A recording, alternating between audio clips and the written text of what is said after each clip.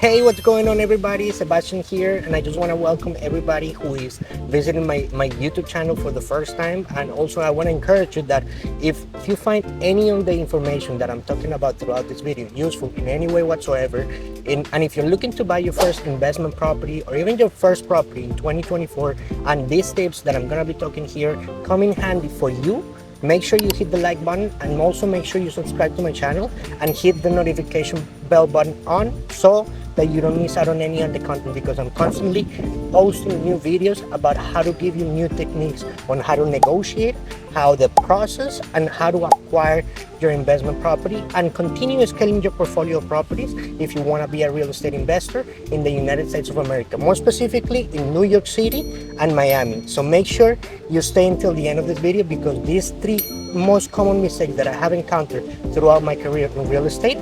are very common, and I just don't want them to happen to you as well. So make sure you stick around until the end.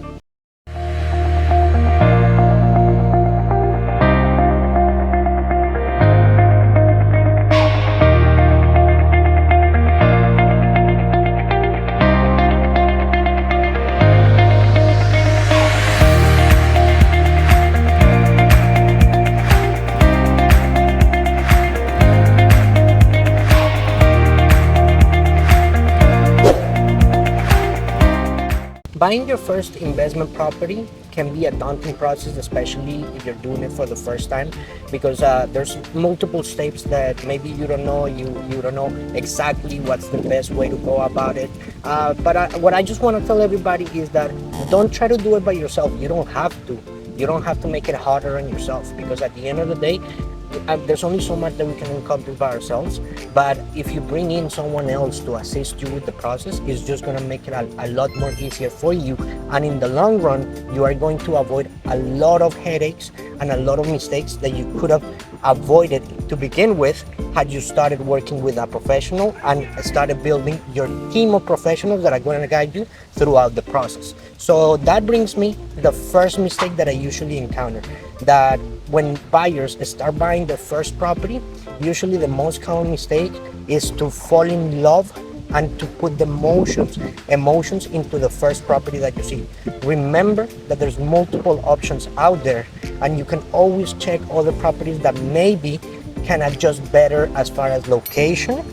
benefits, and also the proximity that it has to other amenities and the growth that the area is having. Because at the end of the day, like the saying goes, location is ultimately what is going to be an investment, very lucrative in the long run, which is what you want if you want to be a real estate investor. So I want to encourage you to not first of all, put the emotions aside. Don't bring in your emotions when you're buying your first investment property, because a lot of times those emotions can make us make mistakes that are going to be very costly. So always think with a cold head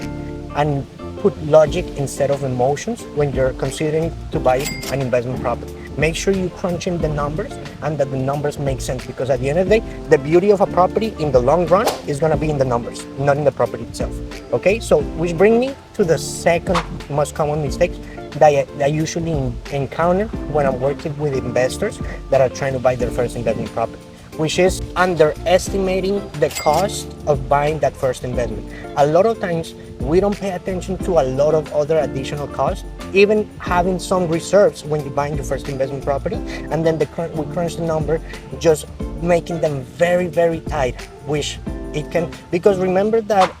even though we're crunching the numbers and making sure that the numbers work,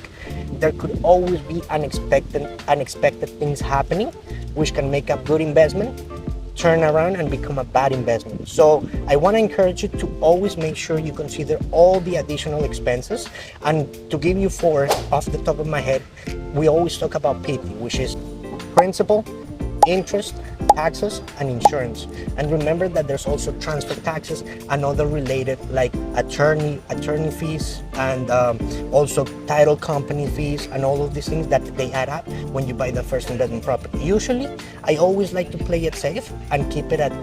5 to 6% of the purchase price, just to be very conservative. Remember that it's always very good idea to be very conservative with your numbers. So, and a lot of times it's better to be surprised with a lower number but most of the time, 5 to 6%, it should give you a good margin of error, just to make sure you estimate for the appropriate amount of money that you're gonna need to acquire the first property. And the third most common mistake is not try to do it by yourself and not working with a real estate professional. And the reason why is because when we work with a real estate professional, we have someone who is an expert in the local market. And by the way, if you want to find out what are the best 10 questions, or you want to get acquired for free my list of the top questions that you should ask your real estate agent before you start working with them, make sure you click on the link here in the description, because I'm going to leave it for you so that you can download it for yourself, and that way you start your process being prepared on what are the key questions that you should ask that real estate professional. But don't try to do it by yourself, because if you try to do it by yourself, remember, a lot of times you might not be an expert in the market, and you might miss a lot of the costs that a real estate professional could explain to you. And at the same time, all the connections, because remember that a good real estate professional knows other very good professionals that can help you, like attorneys, like insurance agents, like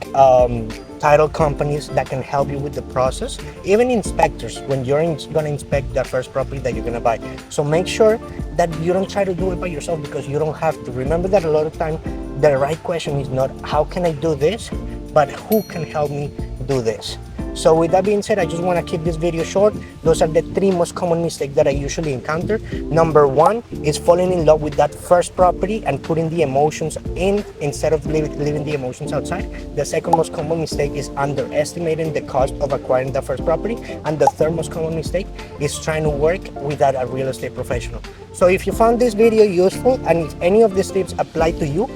please let me know in the comment which one is the one that maybe you should start applying today in your real estate journey. And also here in the description, you're going to find the link if you want to have a personalized appointment with me and schedule a 15-minute conversation on how we can apply, how we can set up the goals for your real estate investment and set up a strategy personalized for yourself. Make sure you click the link here in the description, and I'll see you in the next one.